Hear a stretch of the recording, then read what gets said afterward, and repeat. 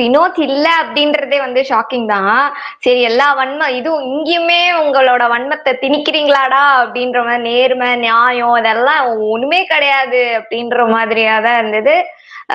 TR விஆரோட character வந்து பெஸ்ட்டுக்கு சொல்லலையே அப்படின்னு சொல்லிட்டு. ஏன்னா பார்வதி கூட நிறைய நேரத்துல 1 ஹார்ல வந்துட்டு அந்த ஸ்லாங் பேசுனதெல்லாம் ஓகே. பட் ஆனா கேரக்டரா இல்ல. எல்லாமே வந்து ஃபுல் டைம் வந்து அதே மாதிரி இருந்தது வந்து விக்கல்ஸ் அண்ட் விஆர் இவங்க 2 பேரு. மத்தபடி இவங்க இந்த சைடு அரோரா எனக்கு எனக்கு ரெஜிஸ்டரே ஆகல.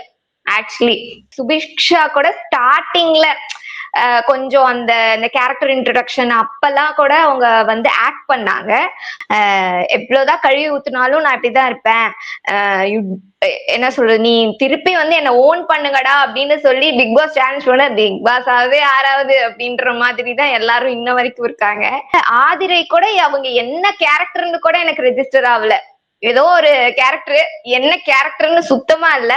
பட் ஆனா எல்லாம் இந்த சண்டைக்கு மட்டும் வந்துடுறாங்க. பட் திவ்யா வந்து கேரக்டரா பண்ணலனாலும் டாஸ்க்ல அவங்களாலதான் பாயிண்ட்ஸ் கிடைச்சது.